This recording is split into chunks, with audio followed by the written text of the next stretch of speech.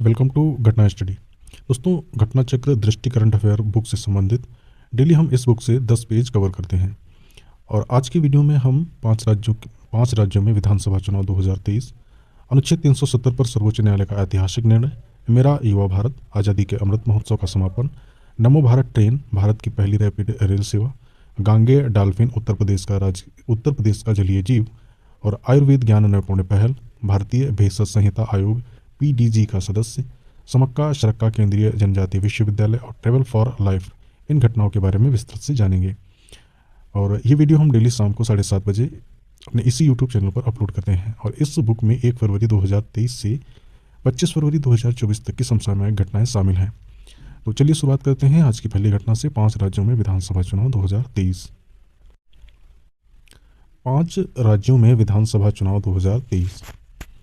भारतीय संविधान के अनुच्छेद 172 फर्स्ट के साथ पठित अनुच्छेद 324 तथा जनप्रतिनिधित्व अधिनियम 1951 की धारा 15 के तहत प्रदत्त प्राधिकार एवं शक्तियों के प्रयोग के माध्यम से भारत निर्वाचन आयोग राज्यों की विधानसभा की वर्तमान अवधि की समाप्ति से पूर्व नई विधानसभा के गठन के लिए स्वतंत्र, निष्पक्ष, सहभागी, सुगम, समावेशी और सुरक्षित निर्वाचन संपन्न कराने के लिए प्रतिबद्ध है।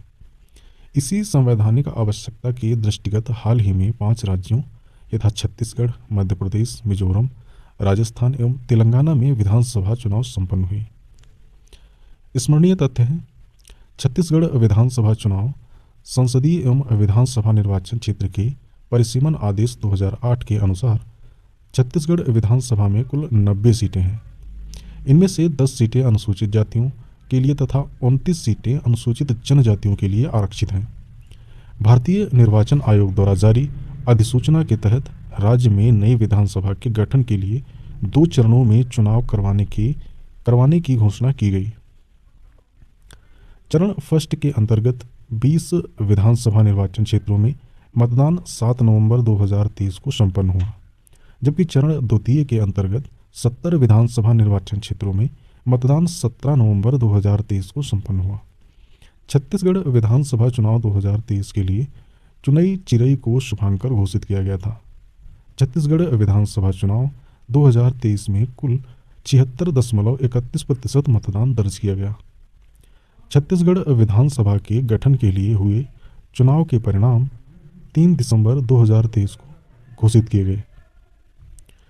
परिणामों के अनुसार सत्तारूढ़ भारतीय राष्ट्रीय कांग्रेस को पराजित कर भारतीय जनता पार्टी ने राज्य में बहुमत हासिल किया। वर्ष 2023 के चुनाव में छत्तीसगढ़ विधानसभा में कुल 19 महिलाएं निर्वाचित घोषित की गईं। महिला विधायकों की यह संख्या छत्तीसगढ़ विधानसभा के गठन के बाद से सर्वाधिक है। 13 दिसंबर 2023 को रायपुर स्थित साइंस कॉलेज मैदान में आयोजित समारोह में विष्णुदेव साय ने छत्तीसगढ़ के नए मुख्यमंत्री के रूप में शपथ ग्रहण की। ये व्यक्ति के रूप में छत्तीसगढ़ के चौथे मुख्यमंत्री हैं। विष्णुदेव साय छत्तीसगढ़ के पहले आदिवासी मुख्यमंत्री हैं। विष्णुदेव साय वर्ष 2023 के चुनाव में कुनकुरी विधानसभा क्षेत्र से विधायक के रूप में निर्वाचित हुए हैं। अरुण साव और विजय शर्मा को उप मुख्यमंत्री नियुक्त किया गया है। छत्तीसगढ़ के पूर्व मुख्यमंत्री रमन सिंह को विधानसभा अध्यक्ष नियुक्त किया गया है। छत्तीसगढ़ विधानसभा चुनाव परिणाम 2023 कुल 90 सीटों के लिए दल का नाम भारतीय जनता पार्टी, और भारतीय जनता पार्टी यानी कि बीजेपी ने 54 सीटें प्राप्त की। मत प्रतिशत में 46.27%। फिर है भारतीय राष्ट्रीय कांग्रेस INC। भारतीय राष्ट्रीय कांग्रेस ने कुल 35 सीटें प्राप्त की, मत प्रतिशत में 42.23%। और गोंडवाना गणतंत्र पार्टी ने 1 सीट प्राप्त की है। अगला है मध्य प्रदेश विधानसभा चुनाव। तो संसदीय एवं विधानसभा निर्वाचन क्षेत्र के परिसीमन आदेश 2008 के अनुसार मध्य प्रदेश विधानसभा में कुल 230 सीटें हैं। इनमें से 35 सीटें अनुसूचित जातियों के लिए तथा 47 सीटें अनुसूचित जनजातियों के लिए आरक्षित हैं। भारत निर्वाचन आयोग द्वारा जारी अधिसूचना के तहत राज्य में नई विधानसभा के गठन के लिए 1 चरण में चुनाव करवाने की घोषणा की गई। राज्य में मतदान 17 नवंबर 2023 को संपन्न हुआ। मध्य प्रदेश विधानसभा चुनाव 2023 में कुल 77.15% मतदान दर्ज किया गया। 16वां मध्य प्रदेश विधानसभा के गठन के लिए हुए चुनाव के परिणाम 3 दिसंबर 2023 को घोषित किए गए। परिणामों के अनुसार राज्य में सत्तारूढ़ भारतीय जनता पार्टी ने 70% से अधिक सीटें जीतकर बहुमत प्राप्त किया। वर्ष 2023 के चुनाव में राज्य में 27 महिला विधायक निर्वाचित घोषित की गईं। 13 दिसंबर 2023 को भोपाल में मोहन यादव ने मध्य प्रदेश के नए मुख्यमंत्री के रूप में शपथ ग्रहण की। मोहन यादव वर्ष 2023 के विधानसभा चुनाव में उज्जैन दक्षिण विधानसभा क्षेत्र से विधायक के रूप में निर्वाचित हुए हैं, जबकि जगदीश देवड़ा और राजेंद्र शुक्ला उप मुख्यमंत्री बने। नरेंद्र सिंह तोमर को विधानसभा अध्यक्ष नियुक्त किया गया है। मध्य प्रदेश विधानसभा चुनाव परिणाम 2023 कुल 230 सीटों पर दल का नाम भारतीय जनता पार्टी यानी कि बीजेपी ने 163 सीटें प्राप्त की हैं और मतदान प्रतिशत में 48.55% मत। भारतीय राष्ट्रीय कांग्रेस INC ने 66 सीटें प्राप्त की हैं और मत प्रतिशत में 40.40। भारतीय आदिवासी पार्टी ने 1 सीट प्राप्त की है। अगला राज्य है मिजोरम विधानसभा चुनाव। तो संसदीय एवं विधानसभा निर्वाचन क्षेत्र के परिसीमन आदेश 2008 के अनुसार मिजोरम विधानसभा में कुल 40 सीटें हैं। इनमें से 39 सीटें अनुसूचित जनजातियों के लिए आरक्षित हैं। भारत निर्वाचन आयोग द्वारा जारी अधिसूचना के तहत राज्य में नई विधानसभा के गठन के लिए एक चरण में चुनाव करवाने की घोषणा की गई। राज्य में मतदान 7 नवंबर 2023 को संपन्न हुआ। मिजोरम विधानसभा चुनाव 2023 में कुल 80.66% मतदान दर्ज किया गया। नवी मिजोरम विधानसभा के गठन के लिए हुए चुनाव के परिणाम 4 दिसंबर 2023 को घोषित किए गए। परिणामों के अनुसार 27 सीटें जीतकर जोरम पीपुल्स मूवमेंट पार्टी ने बहुमत प्राप्त कर लिया। वर्ष 2023 के चुनाव में इस दल ने पहली बार एक मान्यता प्राप्त राजनीतिक दल के रूप में भाग लिया था। ध्यातव्य है कि वर्ष 2019 में JPM को एक क्षेत्रीय दल के रूप में मान्यता प्राप्त हुई थी। नवी मिजोरम विधानसभा के गठन के लिए हुए चुनाव में कुल 3 महिलाएं निर्वाचित हुई हैं। वर्ष 1972 में मिजोरम विधानसभा के गठन के बाद से यह पहला अवसर है जब एक से अधिक महिला का चुनाव विधानसभा सदस्य यानी कि विधायक के रूप में हुआ है। 8 दिसंबर 2023 को JPM पार्टी के नेता लाल दुहोमा ने मिजोरम के मुख्यमंत्री के रूप में शपथ ग्रहण की। पिछले लगभग 40 वर्षों में यह प्रथम अवसर है जब मिजोरम नेशनल फ्रंट और भारतीय राष्ट्रीय कांग्रेस के अतिरिक्त किसी अन्य पार्टी के नेता ने मिजोरम के मुख्यमंत्री के रूप में शपथ ली है। लाल निरपुई मिजोरम की पहली महिला कैबिनेट मंत्री और राज्य के इतिहास में मंत्री का पद ग्रहण करने वाली तीसरी महिला बनी है।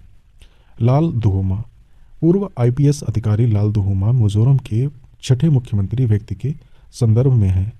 वर्ष 2023 के विधानसभा चुनाव में ये शेरछिप विधानसभा क्षेत्र से निर्वाचित हुए हैं। IPS अधिकारी के रूप में ये भूतपूर्व प्रधानमंत्री इंदिरा गांधी की सुरक्षा में तैनात रह चुके हैं। वर्ष 1984 में ये भारतीय राष्ट्रीय कांग्रेस के प्रत्याशी के तौर पर मिजोरम से लोकसभा सदस्य के रूप में चुने गए थे। वर्ष 1988 में दल बदल विरोधी कानून के तहत अयोग्य घोषित होने वाले ये पहले लोकसभा सांसद थे। राजस्थान विधानसभा चुनाव। संसदीय एवं विधानसभा निर्वाचन क्षेत्र के परिसीमन आदेश 2008 के अनुसार राजस्थान विधानसभा में कुल 200 सीटें हैं। इनमें से सीटें अनुसूचित जातियों के लिए तथा 25 सीटें अनुसूचित जनजातियों के लिए आरक्षित हैं। भारत निर्वाचन आयोग द्वारा जारी अधिसूचना के तहत राज्य में नई विधानसभा के गठन के लिए एक चरण में चुनाव करवाने की घोषणा की गई। राज्य में मतदान 25 नवंबर 2023 को संपन्न हुआ। राजस्थान विधानसभा चुनाव 2023 में कुल 74.62% मतदान दर्ज किया गया। 16वां राजस्थान विधानसभा के गठन के लिए हुए चुनाव के परिणाम 3 दिसंबर 2023 को घोषित किए गए।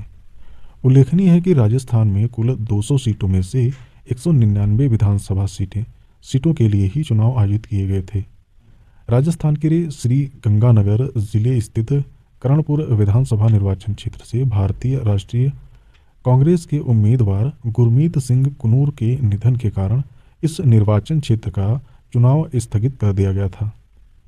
8 जनवरी 2024 को कर्णपुर विधानसभा क्षेत्र में हुए उपचुनाव का परिणाम घोषित किया गया। इस सीट पर रुपिंदर सिंह कुनर भारतीय राष्ट्रीय कांग्रेस के प्रत्याशी विजयी घोषित हुए। घोषित परिणामों के अनुसार राजस्थान में सत्तारूढ़ भारतीय राष्ट्रीय कांग्रेस को पराजित कर भारतीय जनता पार्टी ने बहुमत प्राप्त कर लिया। राजस्थान विधानसभा चुनाव 2023 में कुल 20 महिलाएं निर्वाचित घोषित की गई हैं। 15 दिसंबर 2023 को भजनलाल शर्मा ने राजस्थान के नए मुख्यमंत्री के रूप में शपथ ग्रहण की। भजनलाल शर्मा वर्ष 2023 के विधानसभा चुनाव में सांगानेर विधानसभा क्षेत्र से विधायक निर्वाचित हुए हैं। यह प्रथम अवसर है जब श्री शर्मा विधायक के रूप में निर्वाचित हुए हैं। दिया कुमारी एवं प्रेमचंद्र वैरवा ने उप मुख्यमंत्री का पद ग्रहण किया। वासुदेव देवनानी को राजस्थान विधानसभा का अध्यक्ष नियुक्त किया गया। राजस्थान विधानसभा चुनाव परिणाम 2023 कुल 20 सीटें, दल का नाम भारतीय जनता पार्टी, प्राप्त सीटें 115, मत प्रतिशत में 41.69, भारतीय राष्ट्रीय कांग्रेस 70 सीटें प्राप्त हुई हैं और भारतीय आदिवासी पार्टी को 3 सीटें, बहुजन समाज पार्टी को 2 सीटें, कुल मत प्रतिशत में 1.82 मत प्रतिशत, राष्ट्रीय लोकदल एक सीट प्राप्त हुई है और राष्ट्रीय लोकतांत्रिक पार्टी को 1 सीट प्राप्त हुई है, कुल मत प्रतिशत में 2.39%, निर्दलीय 8 सीटें रही हैं। अगली विधानसभा चुनाव है तेलंगाना विधानसभा चुनाव। संसदीय एवं विधानसभा निर्वाचन क्षेत्र के परिसीमन आदेश 2008 के अनुसार तेलंगाना विधानसभा में कुल 119 सीटें हैं। इनमें से 19 सीटें अनुसूचित जातियों के लिए तथा 12 सीटें अनुसूचित जनजातियों के लिए आरक्षित हैं। भारत निर्वाचन आयोग द्वारा जारी अधिसूचना के तहत राज्य में नई विधानसभा के गठन के लिए एक चरण में चुनाव करवाने की घोषणा की गई। राज्य में मतदान 30 नवंबर 2023 को संपन्न हुआ। तेलंगाना विधानसभा चुनाव 2023 में कुल 71% मतदान दर्ज किया गया। तीसरी तेलंगाना विधानसभा के गठन के लिए हुए चुनाव के परिणाम 3 दिसंबर 2023 को घोषित किए गए। परिणामों के अनुसार तेलंगाना के गठन के बाद से राज्य में सत्तारूढ़ भारत राष्ट्र समिति पार्टी को पराजित कर भारतीय राष्ट्रीय कांग्रेस ने राज्य में बहुमत प्राप्त कर लिया। भारतीय राष्ट्रीय कांग्रेस ने राज्य में कुल 119 सीटों में से 64 सीटें यानी कि 53.78% मतों पर विजय प्राप्त की। वर्ष 2023 के चुनाव में राज्य में लगभग 8% महिला विधायक कुल 10% निर्वाचित हुई हैं। 7 दिसंबर 2023 को भारतीय राष्ट्रीय कांग्रेस के अनुमूला रेवंता रेड्डी ने तेलंगाना के नए मुख्यमंत्री के रूप में शपथ ग्रहण की। अनुमूला रेवंता रेड्डी तेलंगाना के दूसरे मुख्यमंत्री हैं। वर्ष 2023 के चुनाव में वे तेलंगाना के कोंडागल विधानसभा क्षेत्र से निर्वाचित हुए हैं, जबकि मल्लू भट्टी विक्रमार्क तेलंगाना के उप मुख्यमंत्री बने हैं।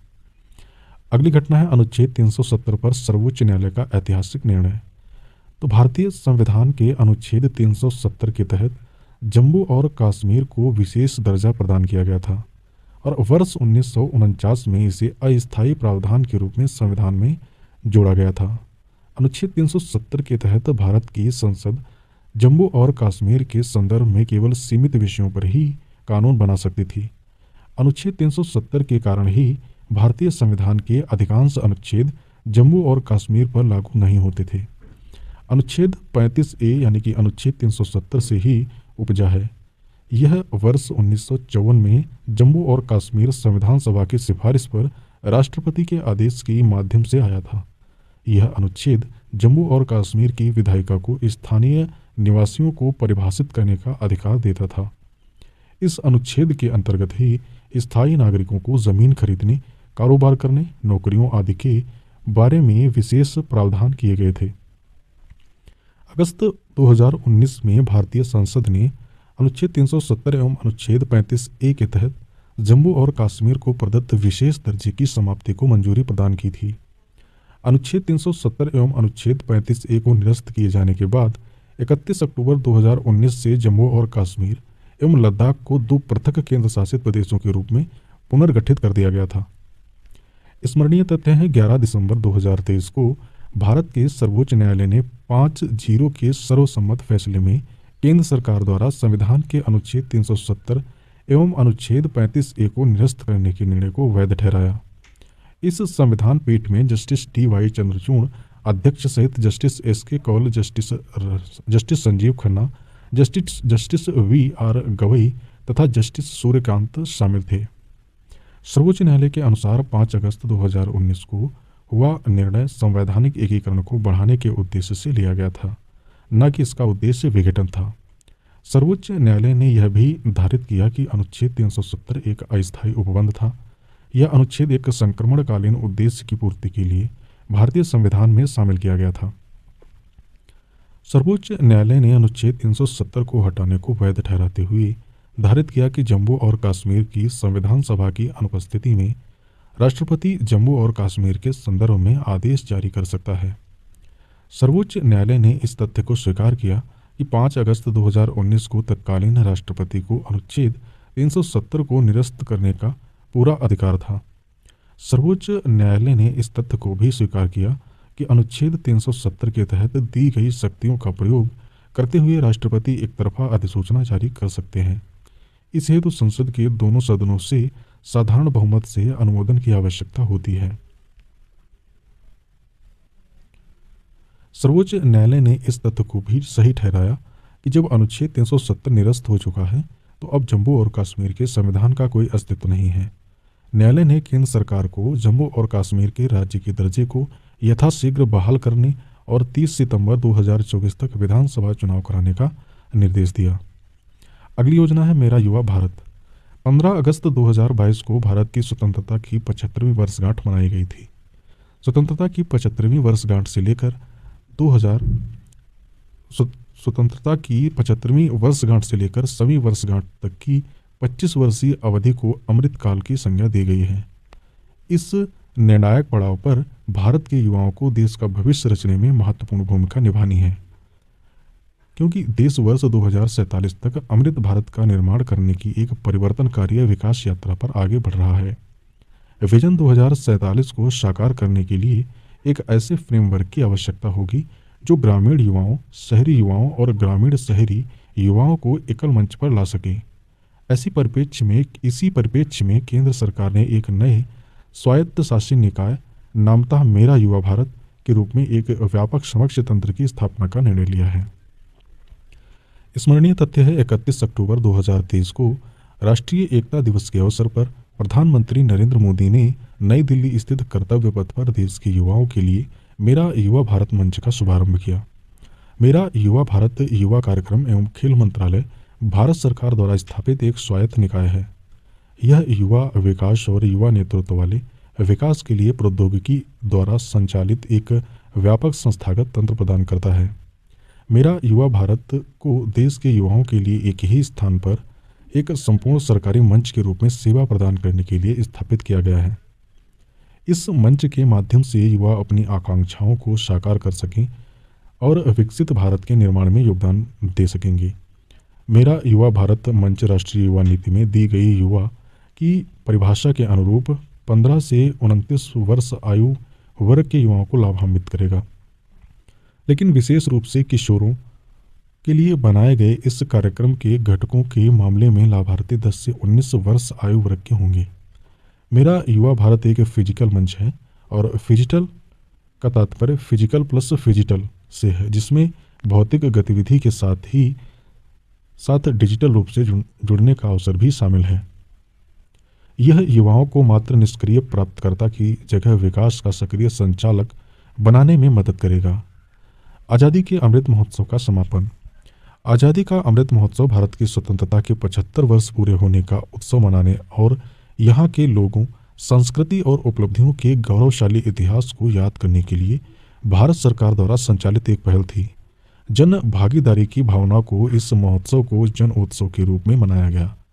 आज़ादी का अमृत महोत्सव के दौरान ही प्रतिवर्ष 15 नवंबर को जनजातीय गौरव दिवस के रूप में मनाने की घोषणा की गई है।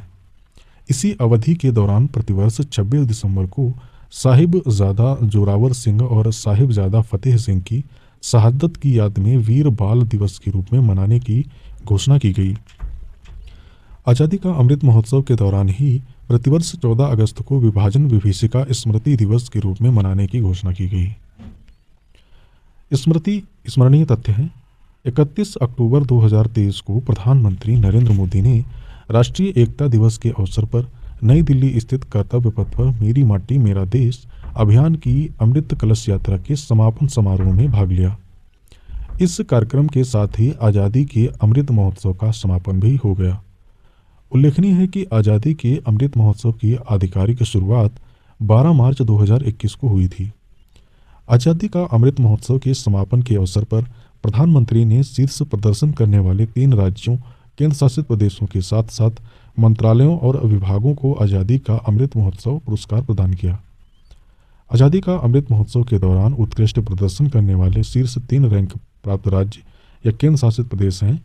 पहला है जम्मू और कश्मीर, दूसरा है गुजरात, तीसरा है हरियाणा एवं राजस्थान। आज़ादी का अमृत महोत्सव के दौरान उत्कृष्ट प्रदर्शन करने वाले शीर्ष 3 रैंक प्राप्त मंत्रालय निम्नवत हैं। पहला है केंद्रीय विदेश मंत्रालय और दूसरा है केंद्रीय रक्षा मंत्रालय, तीसरा है केंद्रीय रेल मंत्रालय एवं केंद्रीय शिक्षा मंत्रालय। 31 अक्टूबर 2023 को प्रधानमंत्री नरेंद्र मोदी ने नई दिल्ली स्थित कर्तव्य पथ पर अमृत महोत्सव स्मारक का शिलान्यास किया। आज़ादी का अमृत महोत्सव के स्मरण में इस स्मारक का शिलान्यास किया गया है। मेरी माटी मेरा देश। मेरी माटी मेरा देश एक देशव्यापी और लोकाभिमुख अभियान है, जिसे भारत की स्वतंत्रता के 75 वर्ष पूर्ण होने के उपलक्ष्य में आयोजित किया गया। यह आज़ादी के अमृत महोत्सव का समापन कार्यक्रम था। इस अभियान का आयोजन 9 अगस्त से 31 अक्टूबर 2023 के मध्य केंद्रीय युवा कार्यक्रम और खेल मंत्रालय और केंद्रीय संस्कृति मंत्रालय द्वारा किया गया। यह अभियान उन वीरों एवं वीरांगनाओं को श्रद्धांजलि स्वरूप आयोजित किया गया जिन्होंने देश के लिए सर्वोच्च बलिदान दिया। इस अभियान की टैगलाइन मिट्टी को नमन, वीरों को वंदन थी। अगली घटना है नमो भारत ट्रेन, भारत की पहली रैपिड रेल सेवा। तो नई विश्व स्तरीय परिवहन अवसंरचना के निर्माण के माध्यम से देश में क्षेत्रीय कनेक्टिविटी को रूपांतरित करने की प्रधानमंत्री के विजन के अनुरूप क्षेत्रीय रैपिड ट्रांजिट प्रणाली का विकास किया गया है। RRTS राष्ट्रीय राजधानी क्षेत्र में क्षेत्रीय नोड्स को जोड़ने वाली एक नई रेल आधारित प्रणाली है।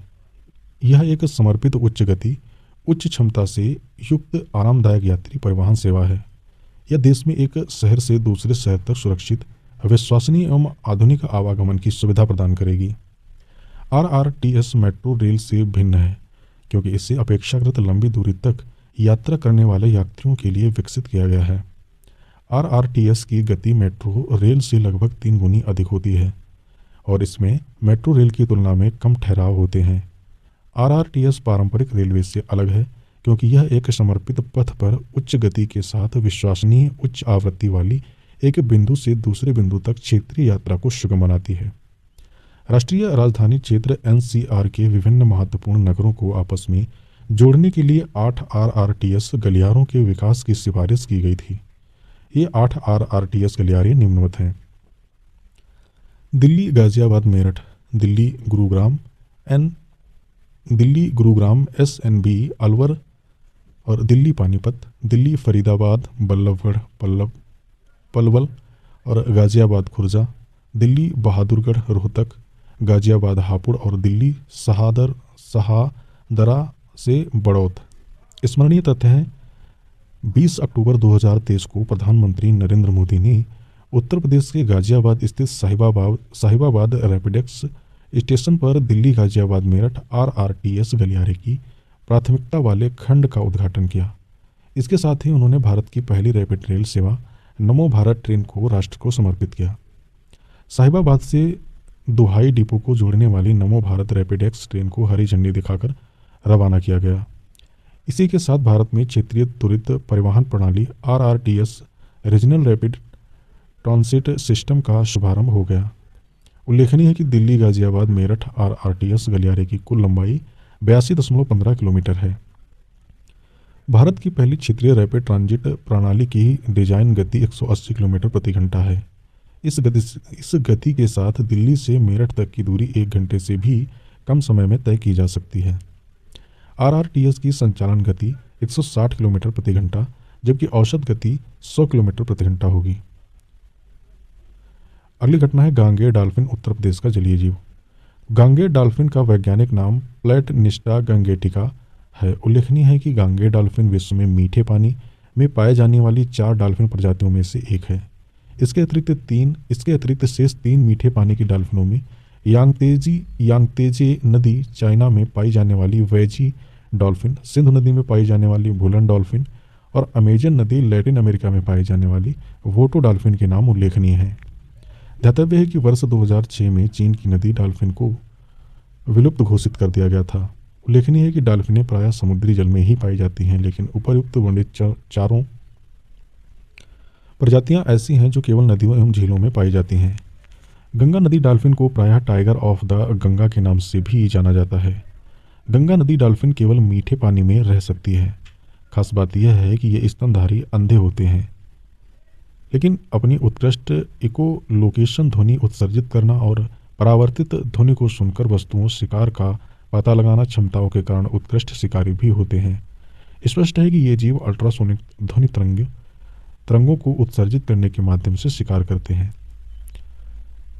अगला स्मरणीय तथ्य है, अक्टूबर 2023 में उत्तर प्रदेश सरकार के वन विभाग द्वारा गांगेय डॉल्फिन को उत्तर प्रदेश के जलीय जीव के रूप में मान्यता देने की घोषणा की गई। उल्लेखनीय है कि इसके पूर्व केंद्र सरकार ने मई 2010 में गंगा नदी डॉल्फिन को राष्ट्रीय जलीय जीव के रूप में अधिसूचित किया था। वर्ष 2008 में गंगा नदी डॉल्फिन को असम सरकार द्वारा राज्य का जलीय पशु घोषित किया गया था, जबकि वर्ष 2019 में पंजाब द्वारा सिंधु नदी की डॉल्फिन को राज्य का जलीय पशु घोषित किया गया था। ध्यातव्य है कि उत्तर प्रदेश की राज्य मछली चितला, जबकि देसी मांगुर बिहार की राज्य मछली है। IUCN की लाल सूची में गंगा नदी डॉल्फिन को संकटग्रस्त की श्रेणी में वर्गीकृत किया गया है। गंगा नदी डॉल्फिन को वन्यजीव संरक्षण अधिनियम 1972 की अनुसूची फर्स्ट में सूचीबद्ध किया गया है। इसके तहत इन्हें सुरक्षा का उच्चतम स्तर प्राप्त हुआ है। इन्हें CITES के परिशिष्ट फर्स्ट में सूचीबद्ध किया गया है। घोल मछली गुजरात की राज्य मछली।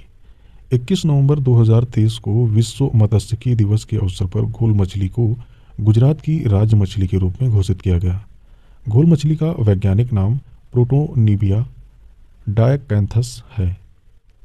यह भारत में पाई जाने वाली सबसे बड़ी मछलियों में से एक है। सुनहरे भूरे रंग वाली यह मछली गुजरात के अलावा महाराष्ट्र के समुद्री क्षेत्रों में पाई जाती है। इसे गोल्ड फिश भी कहा जाता है। गुजरात सरकार ने घोल मछली को उसके आर्थिक मूल्य और विशिष्टता के कारण राज्य मछली का दर्जा दिया है। गंगा नदी के किनारे गंगा नदी डॉल्फिन के महत्वपूर्ण आवासों को संरक्षित क्षेत्रों के रूप में अधिसूचित किया गया है, जैसे विक्रमशिला डॉल्फिन अभ्यारण्य बिहार। उल्लेखनीय है कि विक्रमशिला गंगा डॉल्फिन अभ्यारण्य बिहार के भागलपुर जिले में स्थित है। भारत में प्रतिवर्ष 5 अक्टूबर को राष्ट्रीय डॉल्फिन दिवस के रूप में मनाया जाता है। 15 अगस्त 2020 को स्वतंत्रता दिवस के अवसर पर प्रधानमंत्री नरेंद्र मोदी ने नदी और समुद्री दोनों डॉल्फिनों के संरक्षण को बढ़ावा देने के लिए प्रोजेक्ट डॉल्फिन की शुरुआत की थी। अगली घटना है आयुर्वेद ज्ञान नैपुण्य पहल। भारत में 5 लाख से अधिक पंजीकृत आयुर्वेद चिकित्सक हैं, जो मुख्य रूप से आयुर्वेदिक फार्मूलरी और भारत की भेषज संहिता में प्रलेखित आयुर्वेद फार्मूलेशन के आधार पर चिकित्सा करते हैं। हाल ही में आयुर्वेद चिकित्सा के माध्यम से कई नए गंभीर एवं दीर्घकालिक दोनों प्रकार के रोगों का सफलतापूर्वक इलाज किया गया है, जिसका आयुर्वेद के शास्त्रीय ग्रंथों में वर्णन नहीं है। आयुर्वेद चिकित्सा में इस नवाचार का जनता के लाभ हेतु बड़े पैमाने पर प्रयोग किए जाने की आवश्यकता है। स्मरणीय तथ्य है, नवंबर 2023 में केंद्रीय आयुर्वेद विज्ञान अनुसंधान परिषद नई दिल्ली में आयुर्वेद ज्ञान नैपुण्य पहल को लॉन्च किया। इस पहल को आयुर्वेद के क्षेत्र में संलग्न चिकित्सकों के लिए लॉन्च किया गया है। इसके तहत चिकित्सकों द्वारा आयुर्वेद के क्षेत्र में नवाचार को बढ़ावा दिया जाएगा। अग्नि नामक इस पहल के उद्देश्य निम्नवत हैं। यह पहल आयुर्वेद चिकित्सकों को अपनी नवाचारी अभ्यासों, प्रथाओं और रोगों से जुड़ी विभिन्न स्थितियों में उनके अनुभवों की जानकारी को साझा करने का एक मंच प्रदान करेगी। यह पहल आयुर्वेद चिकित्सकों के बीच साक्ष्य आधारित आयुर्वेद चिकित्सा की जानकारी देने की संस्कृति को बढ़ावा देगी। अगली घटना है भारतीय भेषज संहिता आयोग पीडीजी का सदस्य।